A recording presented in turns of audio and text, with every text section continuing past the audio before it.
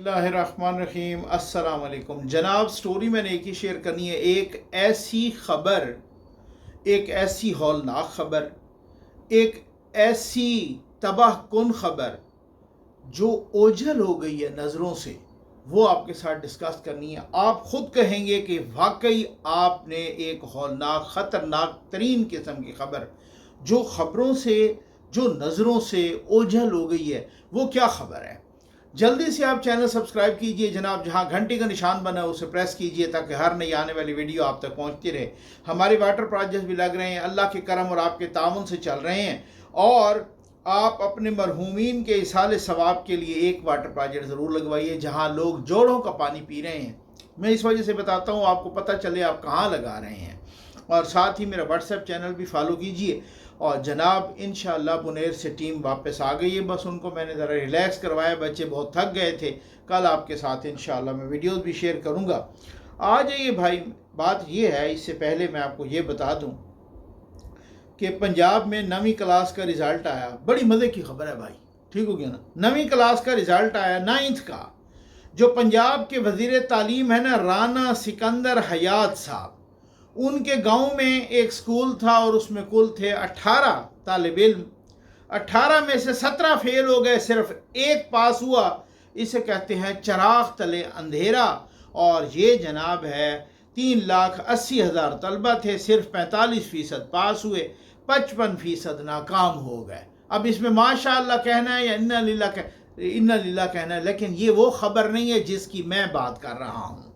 आ गई समझ आपको। अब लोग मुझे मैसेज कर रहे हैं मुसलसल कि देखें नकवी साहब, ये मरियम नवाज साहबा जापान के ट्रिप पे हैं, जापान के विज़िट पे हैं। इतना ज़बरदस्त विज़िट, आपने इस पे बात ही कोई नहीं की। भाई मैं क्या बात करूँ, विज़िट पे हूँ, हरदम हूँ। और भी ये वज़ीर आला अली अमीन भी गए थे, कोई गालिबन ईरान या तुर्की। और साथ ही वो भी गए थे, नहीं ईरान वो गए बलूचिस्तान के वज़ीर आला, वो सऊदी अरब और तुर्की गए। और इसी तरह से सऊदी अरब और यूएई गए, मुराद अली शाह भी, किसी को नहीं पता चला।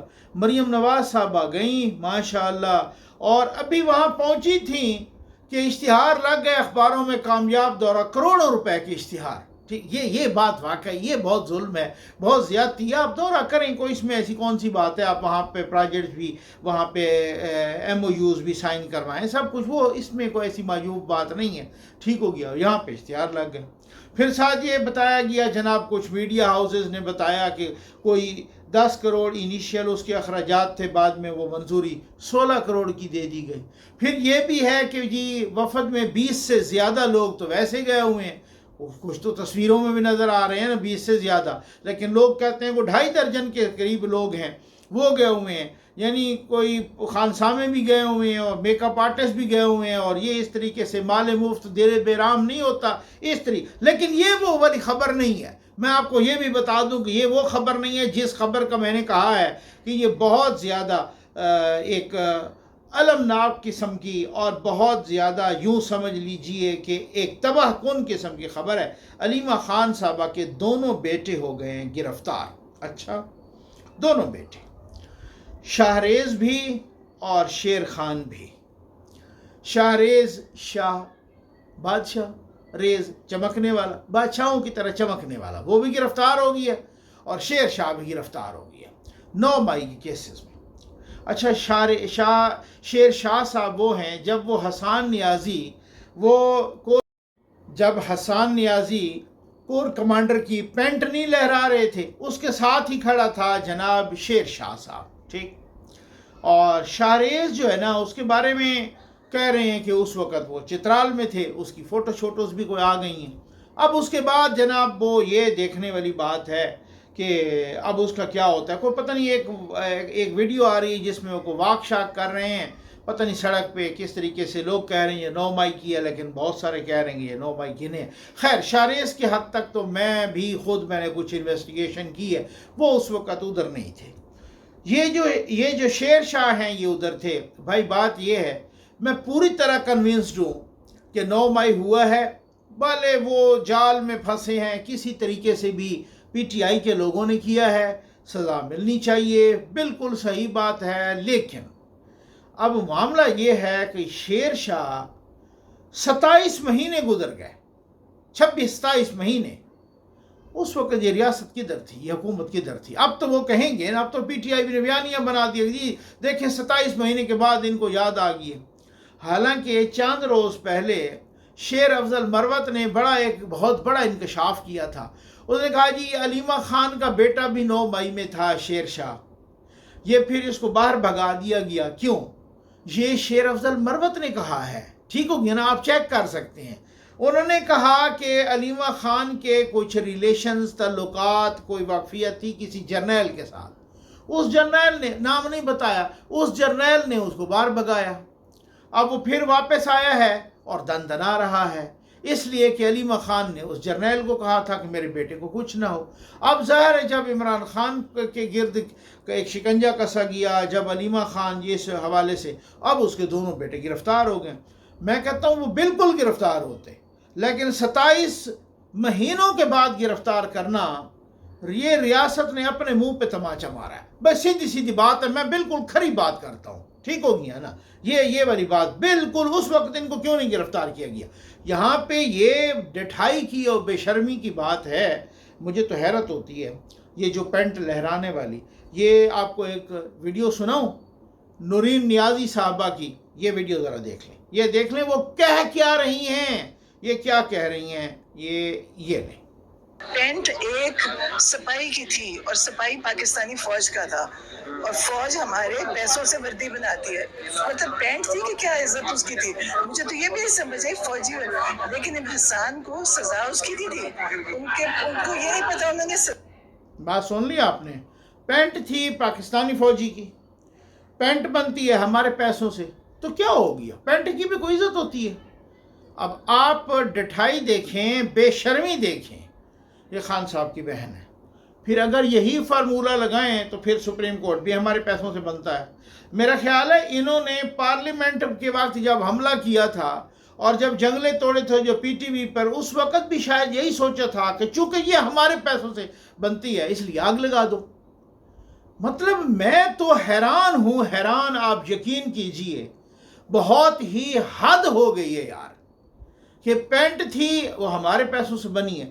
اب یہ جمائمہ خان صاحبہ کود پڑی ہیں، انہوں نے کہا ہے in the last few days my son's cousins Shahriz and Sher Shah, Alima Khan's sons, have been abducted from their homes in front of their young children and held in prison.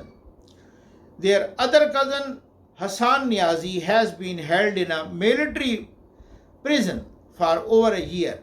The government has also threatened my sons Suleiman and Qasim Khan with arrest if they travel to Pakistan to visit their father. No state should be allowed to target families to settle political scores. مجھے آپ یہ بتائیں، علیمہ خان کو پیار آ گئی ہے اپنے بیٹوں کے کزنوں پر، ٹھیک ہو گیا، اگر وہاں کوئی برطانیہ میں کسی جرنیل کی پینٹ لہراتا تو اس کا حشر کیا ہوتا؟ ایک بات۔ دوسری بات، مجھے یہ بتائیں کہ پاکستان میں آپ کو انسانی حقوق کی خلاف ورزی نظر آ گئی ہے، فلسطین میں آپ کو 25-30 ہزار جن بچوں کو جس بے دردی کے ساتھ شہید کیا گیا ہے، کبھی آپ نے فلسطین کے بچوں کے بارے میں بھی کوئی آواز اٹھائی ہے؟ شرم آنی چاہیے۔ لیکن میں سمجھتا ہوں کہ یہ جو میں آپ کو بتا رہا ہوں کہ بھائی یہ خبر بھی وہ نہیں ہے جس خبر کے بارے میں اب بتا رہا ہوں، یہ المناک خبر ہے، اور وہ خبر یہ ہے، ہماری نظروں سے اوجھل سہی، ہماری خبروں سے اوجھل سہی، ہمیں بہت فرصت نہیں ہے نا، ہم بہت مصروف لوگ ہیں، لیکن اقوام متحدہ نے باقاعدہ طور پر اعلان کر دیا ہے کہ غزہ میں قحط آ گیا ہے۔ وہ اعلان نہیں کر رہا تھا اس سے پہلے، غزہ میں قحط سے لوگ شہید ہو رہے ہیں۔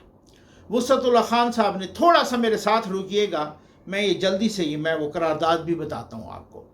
وسعت اللہ خان صاحب نے بڑا زبردست قسم کا کالم لکھا، میں صرف ایک اقتباس اس کالم کا پڑھوں گا، اور کہہ رہے ہیں کہ 24 مئی 2018 کو اقوام متحدہ کی سلامتی کونسل نے پہلی بار ایک متفقہ ہتھیار ایک متفقہ قرارداد پاس کی، ٹھیک ہو گیا نا، ایک متفقہ قرارداد میں خوراک اور قحط کو جنگی ہتھیار بنانے کی مذمت کرتے ہوئے مطالبہ کیا کہ ریاستی تصادم یا اندرونی خانہ جنگی میں ملوث کوئی فریق خوراک کے ذخائر، کھلیانوں، غلہ منڈیوں اور خوراک کی تقسیمی ڈھانچے کو ہرگز نشانہ نہ بنائے، نیز ضرورت مندوں تک خوراک کی ترسیل میں قطعاً رکاوٹ نہ ڈالے۔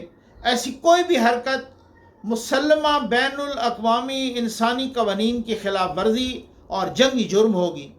پھر وسعت اللہ خان صاحب لکھتے ہیں کہ سلامتی کونسل نے یہ مثبت قرارداد خوش نیتی سے منظور تو کر لی، مگر یہ ہدایت دینا بھول گئی کہ اس کا اطلاق اسرائیل یا اس جیسی سفاک ریاستوں پر ہرگز نہ ہوگا۔ بہت خوبصورت لکھتے ہیں بھائی وسعت اللہ خان صاحب، اور بہت زبردست انداز میں مزاح میں وہ طنز بھی بہت زبردست کرتے ہیں۔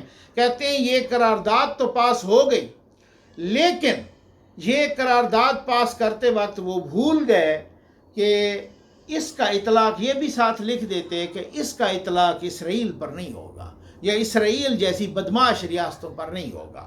اب وہ قرارداد کیا ہے بھائی؟ اس قرارداد کو میں بہت مختصر سی قرارداد ہے، میں اردو میں اس کا متن پڑھ رہا ہوں۔ اقوام متحدہ کی سلامتی کونسل یعنی سیکیورٹی کونسل، وہی سیکیورٹی کونسل کہ جس میں امریکہ بھی ہے، ٹھیک ہو گیا نا، اسی سیکیورٹی کونسل نے قرارداد کا نمبر ہے 2417، یہ 24 مئی 2018 کو منظور ہوئی۔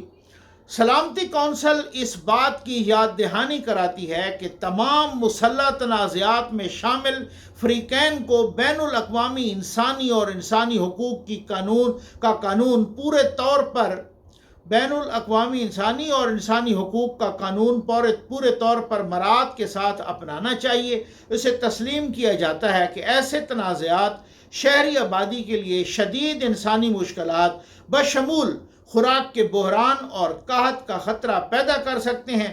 کونسل یہ واضح کرتی ہے کہ شہریوں کو قحط زدہ کرنا جنگی حربہ نہیں ہو سکتا، اور شہری انفراسٹرکچر، خوراک، فصل، پانی، منڈیاں وغیرہ کو نشانہ بنانا قابل قبول نہیں ہے۔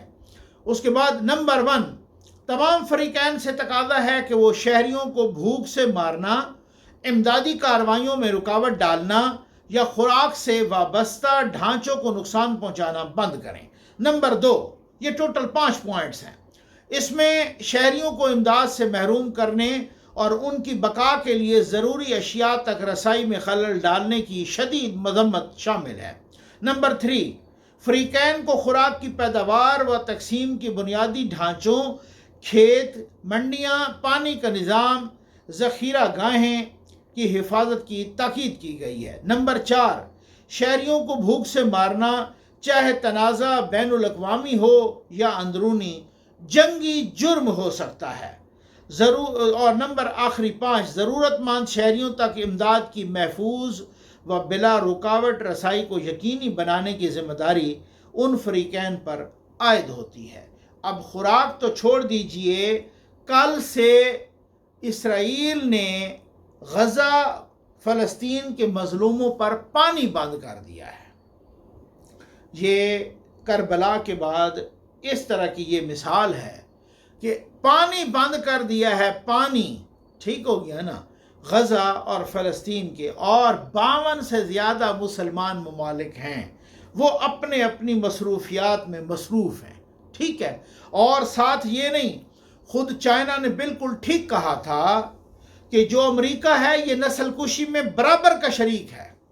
یہ جو غزہ اور فلسطین کی نسل کشی ہو رہی، بھائی آپ مجھے یہ بتائیں کہ ایک بندہ کسی کو بندوق سے مار رہا ہو اور دوسرا اسے کارٹریج یا کارتوس دے رہا ہو، بلٹ پرووائڈ کر رہا ہو، تو وہ بلٹ پرووائڈ کرنے والا میری تو نظر میں وہ اس سے بڑا جرمدار مجرم ہے، ٹھیک ہو گیا۔